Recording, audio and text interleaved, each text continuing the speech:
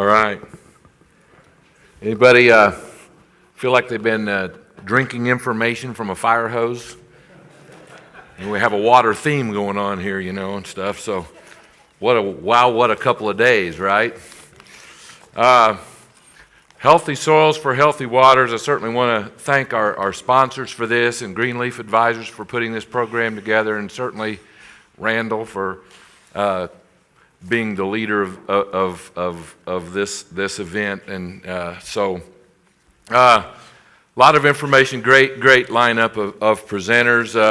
I'm going to run through real quick just what you've gotten to hear, just to remind you, and then we're going to get any questions. Be thinking of any questions you just didn't get answered in the last couple days, or questions that came up in your mind, because we're going to hit that in just a second. But first of all, there was an old kind of fat guy that started off yesterday morning, and he had a couple of jars up here and put some soil and water. You might remember that guy.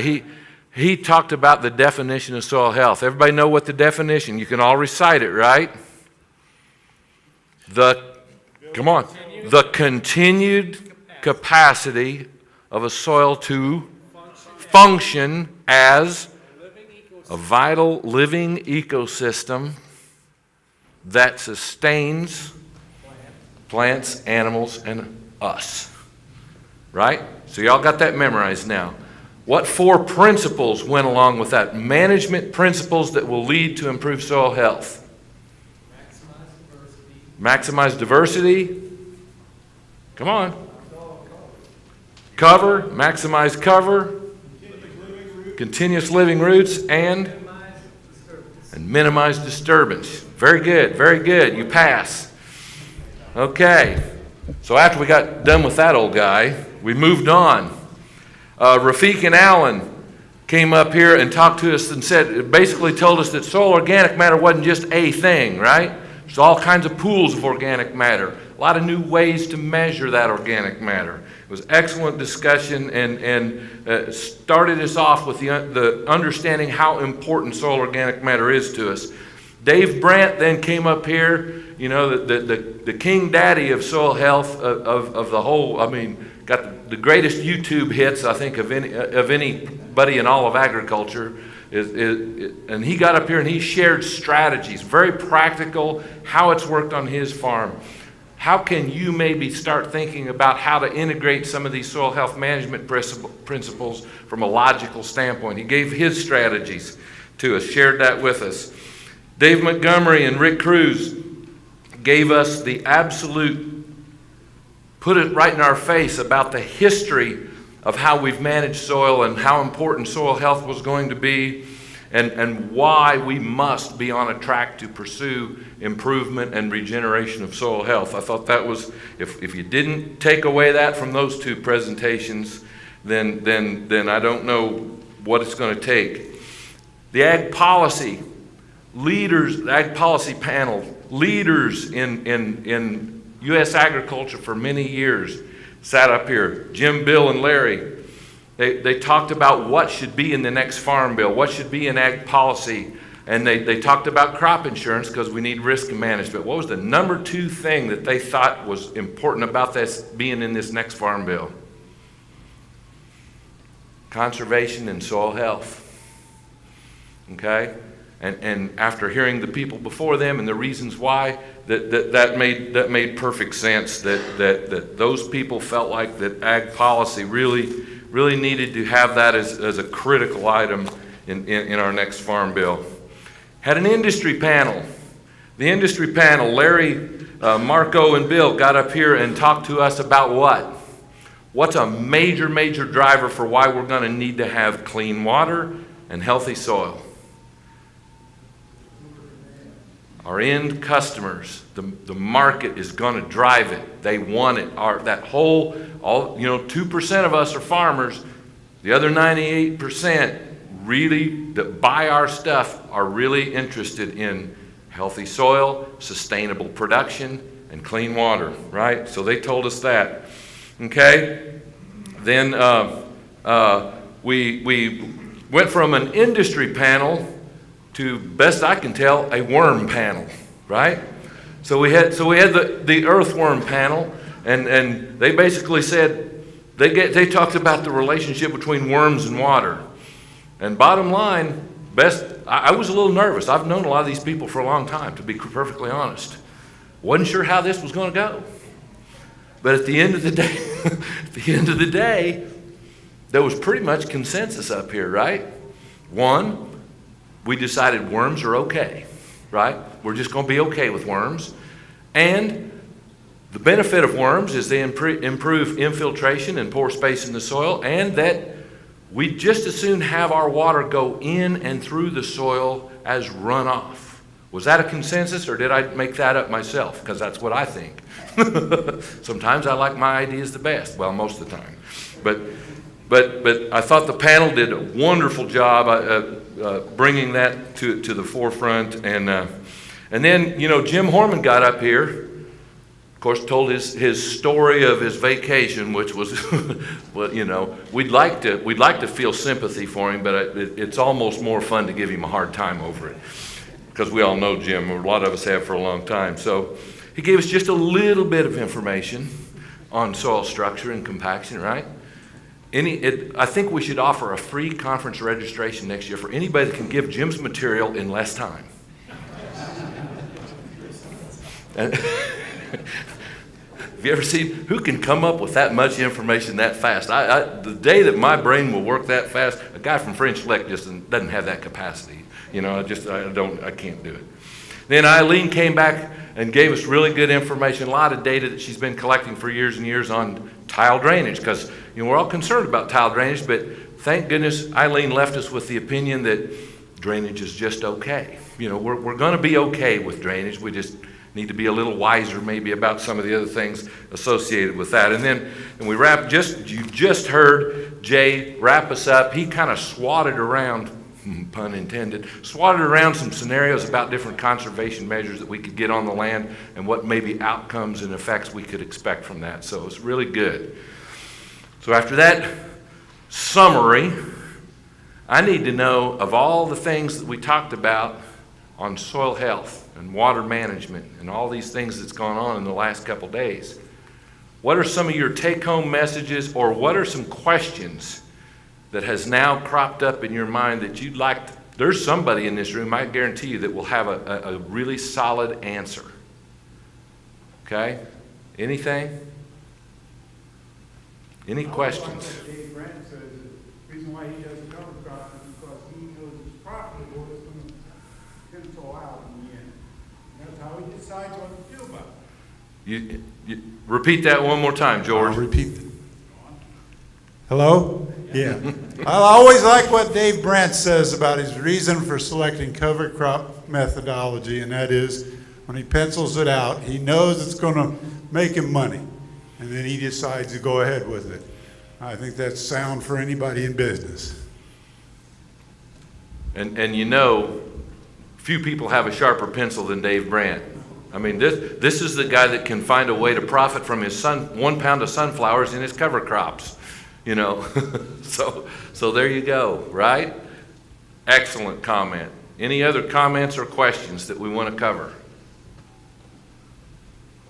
Okay. What's an underlying theme that you heard over and over again as we talk about healthy soils for healthy waters? What's a number one underlying indicator of soil health that kept coming back and kept coming back, as important as we relate soil health to water quality? What's a real key indicator that we look for?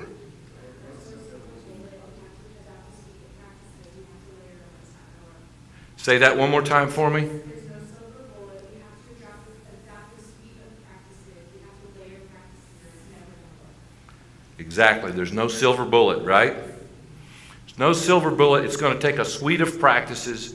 Those practices need to be laid out in a logical, practical manner that complement each other. Okay?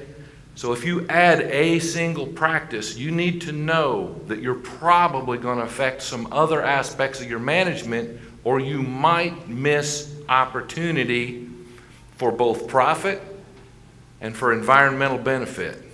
Okay? You have to think systems in this. And if we have that system in place, what's a soil health benefit that will help soil health, productivity, and water? If we had a couple of jars up here, what would that, you said it, we would improve aggregate stability in our soils. It is the missing link in a lot of, that's why the water won't go in where it lands. If we could get aggregate stability, water stable aggregates back at the surface of our soils, so that every time we get a rain, maybe not the most toad strangling rains. Toad strangling, by the way, is a technical term from French Lick, Indiana, if you guys didn't get your education there. Okay, so if we could get aggregate stability so that when most of those raindrops fall, it has a chance to go in right there and into the matrix of the soil right there, that's going to be huge at addressing many of our problems. I think it's the root cause of many of our problems is a loss of aggregate stability at the surface. And how do we get that back? Those 4 principles. If we find a system to get that fence row effect across all of our acres, we're going to have aggregate stability back at the surface, and then that's going to improve infiltration. Once the water goes in and we've got organic matter on the rise, we're improving organic matter through this system. Are we going to be able to hold more water? We'll be able to hold more water. Will we be more efficient at nutrient cycling? We will. We know this from how, years and years and years and reams of research papers that show the benefits of organic matter in our soil. We've got to start regenerating and improving all of the pools of the organic matter in the soil. And I want to go back to like what Rafiq and Alan was talking about. Organic matter is not just a number on your soil test. There's a lot of organic substances, both living, recently dead, and long time dead, that are out there having different benefits to our nutrient cycling, water holding capacity, and soil function. And as you start changing and adopting this management system that has these 4 principles in place, then those pools of organic matter, long before they'll ever show up in your standard soil test, long before that, they are going to start improving soil function in the field, okay? When those living organisms, when that vital living ecosystem starts flourishing again, they will start improving the soil functions and productivity and resilience of your cropland, and environmentally they're going to improve water quality, and you're going to start to see that. Will it happen all at once? No. When should you start? Well, you should start 10 years ago. However, if you didn't, you should start now. Because if you don't, even if it's on rented land, I'm just going to suggest, folks, I know it's hard to invest money in rented land. But how many of those annually rented contracts have you been renewing now for 10 years? Maybe you could be seeing those benefits after 10 years of renewing those annual rental contracts now, and you could start having this. Yeah, there's a risk. There's a risk that the guy down the road can outbid you and enjoy those benefits from you. But so many of these benefits, if you listen to Dave Brandt and you listen to some of these farmers, Ken came over from Illinois and started talking about strategies as well. And they talked about being able to start down this road, start building, regaining, and regenerating soil health, and getting economic benefit from it right away. So maybe it's not just an out-and-out cost to regenerate soil health. Think of it as a way to build resilience into your cropping system and sustainability into your overall operation. So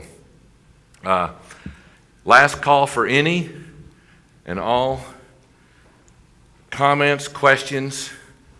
Before we end any conference, somebody has to give us the silver bullet that's going to increase all of our profits by 50% next year. Anything? Who's got it? Not going to share it if you've got it, right? I'm going to suggest, huh?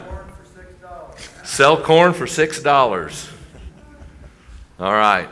Listen, thanks to everybody. I really appreciate it, and have safe travels. Thank you, Barry. Thank you for being the old guy that started us off and ended this. Somebody, you're wondering, why weren't there CCA credits? There should be. They're listed in your program. You can self-report. If you've been here for 2 days, you're probably drowning in S&W credits, but if you still need half a credit, well, go ahead and self-report. Again, thank you for staying. Thank you for all the participants that did a great job putting on this. Jessica D'Ambrosia, thanks for moderating today and doing a fantastic job. And Alan Sundermeyer, who managed the whole thing for 2 days. Have a good, safe trip home. You're welcome. At the moment, it's not snowing. I don't know what it'll be in 15 minutes.